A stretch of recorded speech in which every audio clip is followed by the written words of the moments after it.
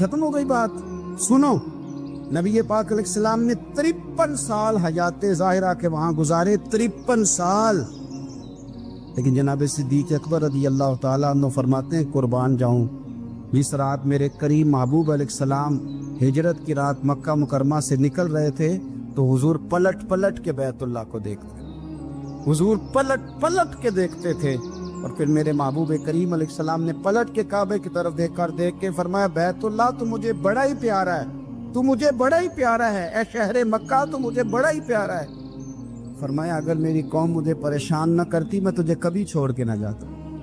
53 साल रहने के बावजूद भी हुजूर का बैतुल्लाह से प्यार, नबी पाक की उस शहर के साथ वाबस्तगी, वो दिलचस्पी, वो ज़ौक़, वो शौक, वो कैफियत, क्यों मान पड़ते जा रहे हैं हमारे जज्बे।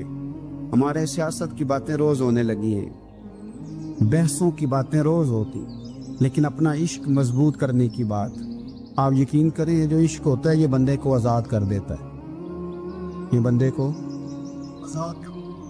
इश्क आज़ाद कर देता है। आला हज़रत फरमाते हैं, ए इश्क तेरे सदके जलने से छुटे सस्ते, जो आग बुझा देगी वो आग लगाई है।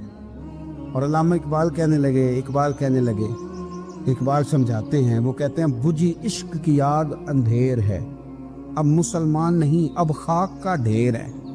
कहते हैं बगैर इश्क के ना कोई काम भी, नमाज भी बगैर इश्क के पढ़ी जाती है तो कोई मज़ा ही नहीं देती, बंदे कहते हैं दिल ही नहीं लगता। पीरी मुरीदी है बगैर इश्क के, ऐसी बस रस्म रस्म ही है, ठीक है गुजारा चल रहा है। कुरान शरीफ की तिलावत है तो बगैर इश्क के कैसे कैफियत चलेंगी। अल्लाह रसूल के साथ प्यार है तो कोई दिलचस्पी नहीं, कोई शौक नहीं, कोई कैफियत। आप यकीन करें, कुछ बंदों पे बंदे को तड़प आ जाती है, शौक आ जाता है, यार ये इसको कैसे निकालें, ये किस तरह का प्यार करते हैं। आके बैठा रहता है, चुप करके बैठा रहता है, कहता है जी कोई काम नहीं, बस 10 मिनट मिलना है। बंदे को उस बंदे पर वैसे ही प्यार आ जाता है। कुछ ऐसे संगी होते हैं जो आस्थानों पे 10-10 चक्कर लगा के आते, शिकवा नहीं करते कि मैं 100 दफा भी आया हूँ, फलाने हजरत मिले नहीं। वो वारफ्तगी है, वो शौक है हमारा। जब तक अल्लाह रसूल के साथ रिश्ता इश्क का था, प्यार का था, ज़ौक़ का था, दर्द का था, खुलूस का था, आप यकीन करें तबीयतें जमी हुई थी। नबी पाक ने ना हमें तकलीफ में रह के प्यार करने का दर्स दिया। बुखारी मुस्लिम में हदीस है, हुजूर अपने मदीने की शान बयान करने लगे। हुजूर फरमाने लगे, महबूब फरमाते हैं यमन फतह होगा तो वहाँ खेत अच्छे होंगे, खलियान अच्छे होंगे, कारोबार अच्छे होंगे, तो कुछ लोग मदीने वाले वहाँ जाके रहने लग जाएंगे, आबाद हो जाएंगे। लेकिन हुजूर फरमाते अल मदीना तो खैरुल लहुम लौ कानू यअलमून। बात को समझना, फरमाया कि वहाँ खेत खलियान अच्छे हैं, उनका कारोबार वहाँ ज्यादा चलेगा। लेकिन रसूल करीम ने फरमाया मदीना ही उनके लिए बेहतर था, काश वो इस बात को जान लेते। फरमाया फिर इराक फतह होगा तो वहां भी कुछ लोग चले जाएंगे, कारोबार उनका अच्छा चल जाएगा, वहां रहने लगेंगे। लेकिन फरमाया अल मदीना तो खैरुल लहुम लौ कानू यअलमून। फरमाया मदीना ही उनके लिए बेहतर था, काश वो समझ लेते। और मेरे नबी पाक अलैहिस्सलाम ने फरमाया जो मदीने में डटे रहेंगे और मदीने की तकलीफों पर सब्र करेंगे, अज़ियतों पर सब्र करेंगे, फरमाया अगर वो गुनाहगार होंगे मदीने में रहने वाले तो मैं क़यामत में उनकी सिफारिश करूंगा, और अगर नेकोकार होंगे तो मैं अल्लाह की बारगाह में उनकी नेकियों पर गवाह बन जाऊंगा, वया मैं उनके साथ रहूंगा। मदीने के साथ नबी पाक की जो मोहब्बत है, हुजूर का जो प्यार है, जिस रात मेरे नबी पाक सल्लल्लाहु अलैहि वसल्लम मक्का मुकरमा से निकल रहे थे ना मदीना तैयबा जाने के लिए, तो हुजूर ने दुआ फरमाई, कहा ए अल्लाह तूने मुझे उस शहर से निकाला जो मुझे बड़ा ही प्यारा था। ए अल्लाह यहाँ बड़ी यादें थी, बड़ा प्यार था, तूने वहां से निकाला जो मुझे बड़ा प्यारा था।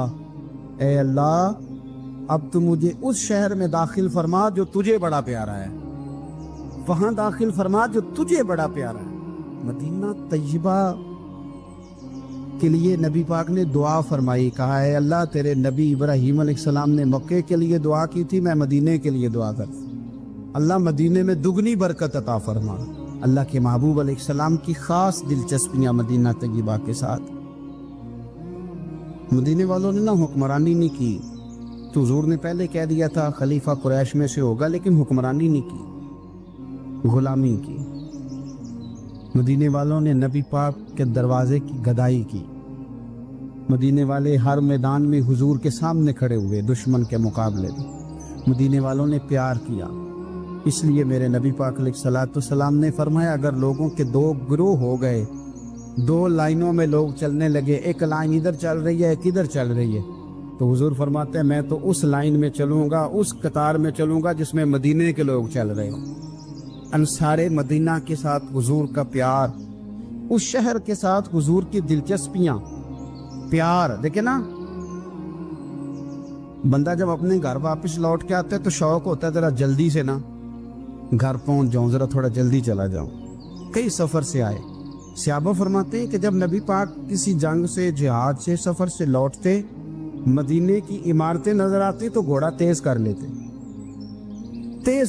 اپنے اندر نا یہ ذوق پیدا کریں, یہ پیار پیدا کریں. آپ یقین کریں کوئی ٹھنڈے ٹھنڈے مسلمان, وہ کوئی کیفیت نہیں, صبح سے شام تک. میں دوستوں سے کہا کرتا ہوں الحمدللہ کبھی ایک آیت پڑھ لینا قرآن پاک کی ترجمہ و تفسیر کے ساتھ تو سارا دن وہ گھومتی رہتی ہے دماغ میں, رات کو اس کا ذائقہ رہتا ہے روح میں. تو جب میں اور آپ سارا دن پڑھیں, سیاست کریں, سیاست سنائیں, کہانیاں کریں, غیبتیں, پھر دماغ میں الٹے سیدھے خیالات ہی آنے. تو اگر صبح اٹھتے ہی سب سے پہلے مدینے والے کی ایک نعت سنی جائے اور شام کو سوتے وقت بھی ایک نعت سنی جائے, ایک نعت نعمتیں بانٹتا جس سمت وہ ذیشان گیا, اس طرف منشی رحمت کا قلم دان گیا, تجھے جانا تجھے مانا نہ رکھا غیر سے کام, للہ الحمد میں دنیا سے مسلمان گیا. تو اگر یہ ذوق بنا لیا جائے تو انشاءاللہ رات کو بھی آپ کو نا مدینہ ہی نظر آئے گا. انشاءاللہ خواب میں بھی آپ ٹکٹنگ کرا رہے ہوں, آپ ویزا ہی لگوا رہے ہوں گے, لیکن شرط یہ ہے کہ وہ کیفیت ہو, وہ پریم ہو, وہ پیار ہو. مدینے والوں نے بڑی غلامی کی, کبھی کوئی شکوہ نہیں کیا. ویسے کبھی کبھی اللہ موقع بناتا تھا, کبھی کبھی نا مدینہ شریف میں ایسے ہوتا تھا کبھی کبھار. ایک دفعہ نا جب کچھ علاقے فتح ہوئے تو بڑا مال آیا فتح مکہ کے بعد, تو بخاری مسلم میں حدیث ہے. اسلام کے اندر یہ ہوتا ہے کہ جو نیا کلمہ پڑھتا تھا اسے مال غنیمت میں سے زیادہ حصہ دیا جاتا تھا. اس کو کہتے ہیں مؤلفۃ القلوب, تالیف قلب کے لیے. تو چونکہ یہ قانون تھا تو نبی پاک صلی اللہ علیہ وسلم نے نا مکے والوں کو ذرا مال تھوڑا زیادہ دیا. مدینے میں سے ایک آدھ نوجوان نے کہا کہ حضور نا آپ اپنے رشتہ داروں کی طرف توجہ زیادہ کرنے لگے. یہ بھی محبت کی جنگ ہوتی ہے نا, قربان جائیں.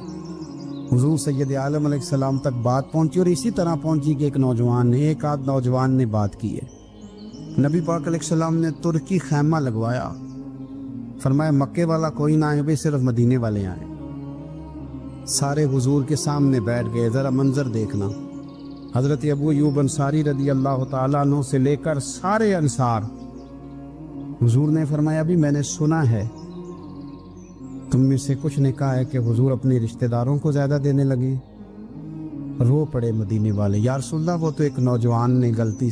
فرمایا نہیں تم کہہ سکتے ہو کہ یا رسول اللہ صلی اللہ علیہ وسلم مکے والوں نے تو آپ کو تکلیف دی تھی, ہم نے آپ کو ٹھہرایا. تم کہہ سکتے ہو چونکہ تم نے ٹھہرایا تھا. مدینے والے رونے لگے کہ یا رسول اللہ ہم کون ہوتے ہیں ٹھہرانے والے, وہ تو آپ آئے, اللہ نے مدینے کو شانیں عطا کر دی. میرے محبوب نے فرمایا تم کہو نا کہ یا رسول اللہ مکے والے تو بدر میں تلواریں لے کے آ گئے تھے, ہم تھے جنہوں نے سینے پیش کیے تھے. وہ رو رہے ہیں, نہیں حضور ایسا تو نہیں ہے, وہ تو آپ نے مہربانی کی تو بدر میں ہم میں سے کچھ شہید ہو گئے, کچھ غازی بن گئے کی برکت سے.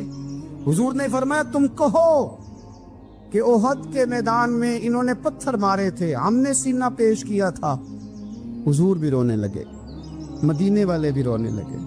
نبی کریم نے فرمایا تم کہو کہ جانے ہم نے قربان کی, تم کہو کہ حضور ایک قربانیاں ہم نے دی. کہہ سکتے ہو تم نے دی ہیں, ہمارا حق بنتا ہے, کہو.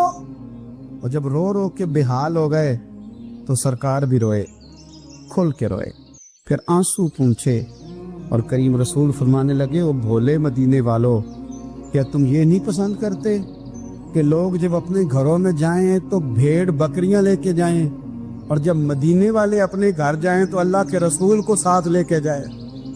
تم یہ نہیں پسند کرتے کہ تمہارے ساتھ میں جاؤں؟ یہ نہیں تمہارا شوق؟ دیکھو کسی کے حصے میں کچھ آیا, کسی کے حصے میں کچھ آیا, کسی کے حصے میں کچھ آیا. مدینے والے وہ لوگ ہیں جن کے حصے میں اللہ کا پیارا حبیب آیا. تمہیں رسول کریم ملے، تم کتنے خوش بخت ہو، کتنے خوش نصیب ہو، تمہیں نبی پاک کا ساتھ ملا، حضور ہے، یہ ہے ارض جنت، یہ طیبہ کی زمین ہے، جنت